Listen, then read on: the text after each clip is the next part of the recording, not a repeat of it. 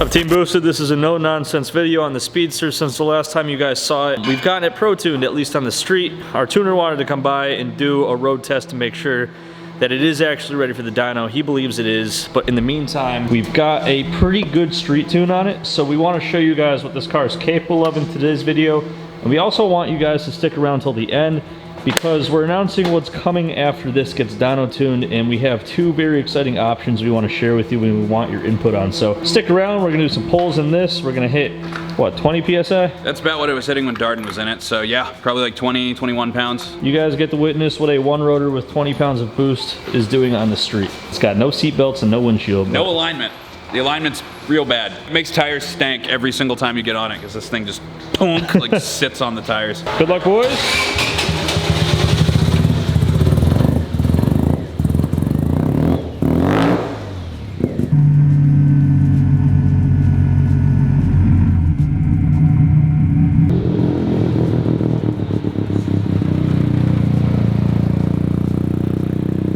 So if you guys notice some smoking, it is the turbo oil feed line is too big. We found that out the other day. If we restrict it enough, it stops doing it, but for right now, it's not gonna hurt it. We're gonna end up putting a different turbo on it anyway because it has, we think, too small of a turbo.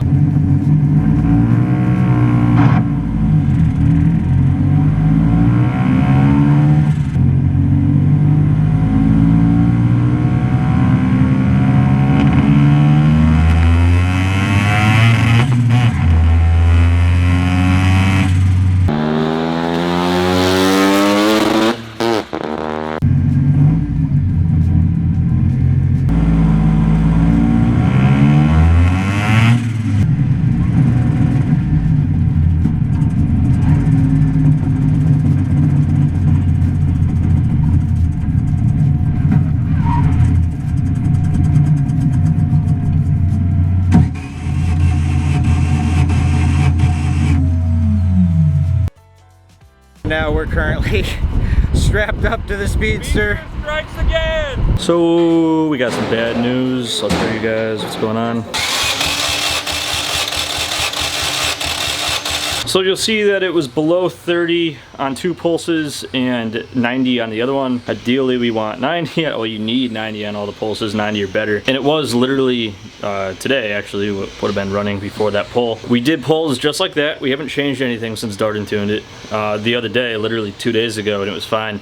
And then for some reason, it just let go on us. I mean, these things spontaneously, really, because we haven't changed anything. Our tuner said you should be good to go. Just play around with it, and we'll do a dyno session that was supposed to be this week. You know, these things happen. Throttle blew up. Mickey's RX-7 like twice in 1 month, so. Typical rotaries. We have some options. We're gonna talk to you guys about them in a minute. Not in a minute because it's YouTube, so you guys are gonna see that right now. So while the motor in the One Rotor gets pulled for the 50th time, James and I are going to introduce to you an idea of ours, one of two ideas that we are going to be building, well, now alongside this. It was going to be after this, but because we have to rebuild this car again. Yeah, it's decided it's not done with our attention yet, so. So the One Rotor is here to stay for yet another motor rebuild. We're going to do things a little bit differently this time. But in order to keep us from burning out, we will be introducing a second project. Hell yeah, brother. We already have the car when it was going to happen, but now we think the time is right. Don't look too close at it. This is, I believe, the cheapest running Corvette, yeah, probably in America. Probably one of the cheapest running Corvettes. Boom! C4 season. If you look under here, she's shitty. The exhaust is patched with a street sign, so that's cool. Wait till you see this though. It's a convertible, as you can tell. But check out this interior. Also, check out these blood stains. So there's this brownish red stain, and this was a police auction car, so we can only assume that somebody was bleeding out in the passenger seat. So you might be wondering what our plans with this are. There's a couple different Corvette builds on YouTube. There's obviously Leroy, the most famous one, inarguably. And then there's Rob Dom's rotary Corvette. So what we're gonna do is a combination of Leroy and Rob Dom's rotary Corvette and make a supercharged 13B Exo cart, because this body is not worth saving. This is half plasti dip, which I got a lot of off, but then I realized if you look at the overspray pattern, it turns into straight up truck bed liner. So there's no saving this body.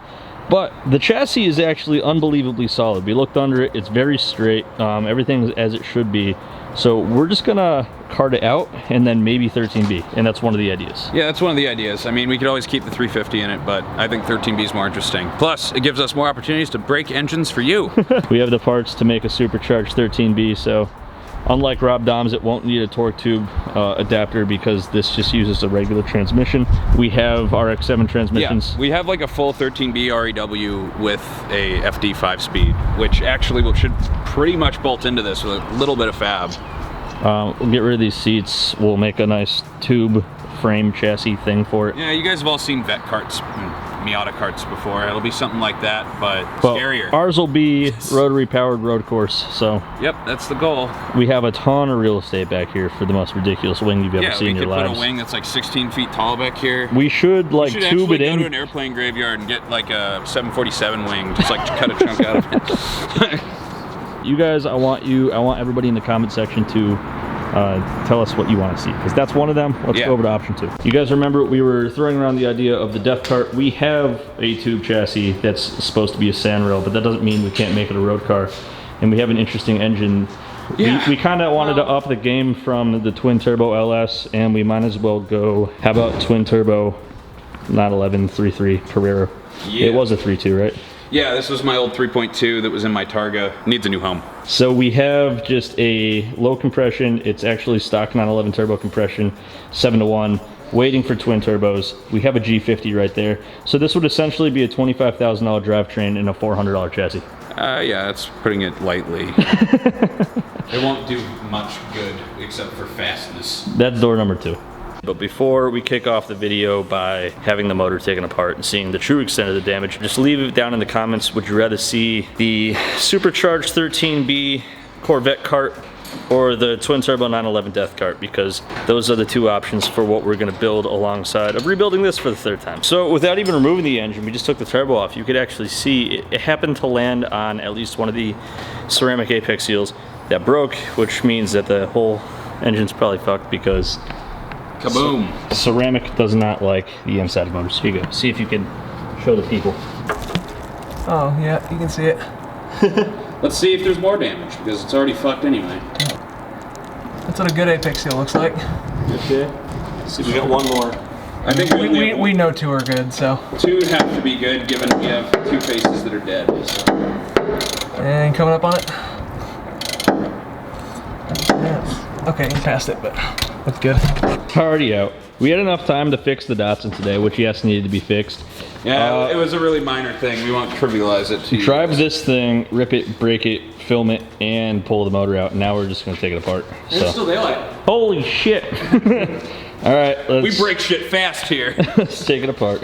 Hey, Vargas Brothers, if you want to come build this for us the 3rd time, that's an open invitation. Yeah. We won't pay you anything. Drum roll, please.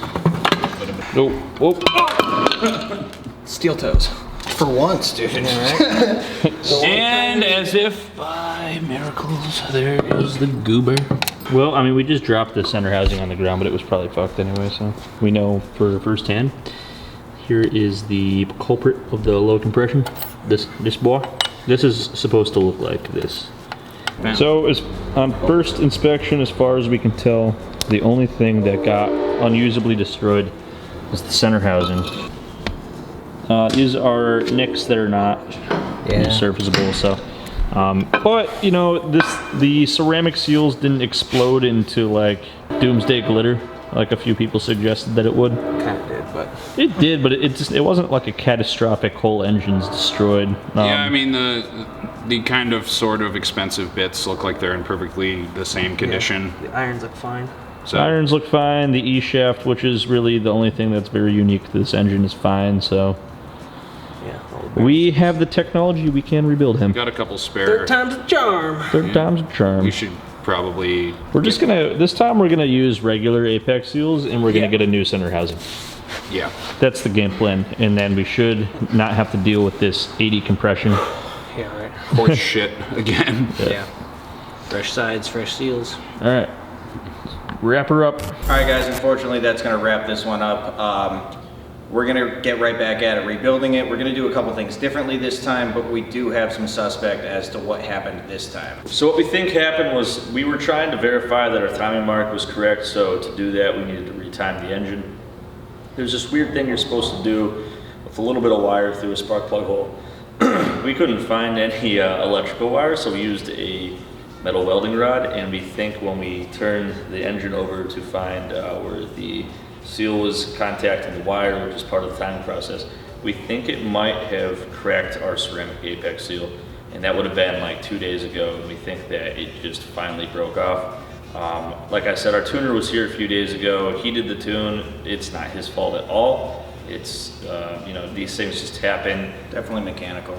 But he said we should be good to go, and we were just, you know, we wanted to get some in-car footage of it actually making boost, because it's done that successfully. We haven't changed anything with the tune, and you know, it just blew up. So next time we're not using ceramic apex seals. Some of you mentioned that in the past. This time we're getting a brand new housing instead of using used center housing. So yeah, our compression should be significantly better on this iteration. And we're gonna get our irons relapped. So everything will be brand new this time. We're not messing around. We don't want to rebuild it 4 times in a row because we're lazy and we're using spare parts. Proof of concept is there. It rips, it makes boost, it makes good power. So we're going to spend some money, get a new center housing, relap the irons, use stock apex seals, and it should be much more durable this time. We have a tune that works for this car. It might be a little bit different, but we should just be able to rebuild it and get it back on the road.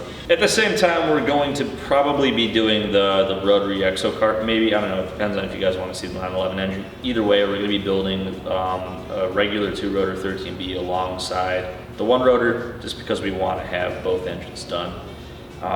That's a discussion for later, and if you guys are familiar with our channel, you know we give away stuff from boostedshades.com every video.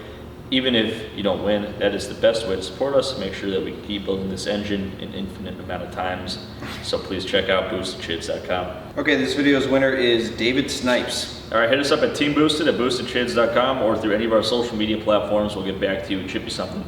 If you guys want to win, all you got to do is like, subscribe, and leave a comment. The comment could be anything. But we like to ask you guys stuff at the end of the video. I guess the questions in this video would be what we mentioned earlier. Would you guys rather see a twin turbo 911 death cart or an exo supercharged Corvette? So like a Corvette cart with a supercharged 13B, or a twin turbo 911, just like a sandrail death cart thing. I don't know. It's gonna be a cart build. It's going to be a quick build alongside the One Rotor, and then we have a big reveal coming up in about 2 months. So leave what you'd like to see as a side project while we continue working on the One Rotor in the comments, and you're eligible to win stuff from boostedshades.com. As always, guys, thanks for watching. We'll see you next time.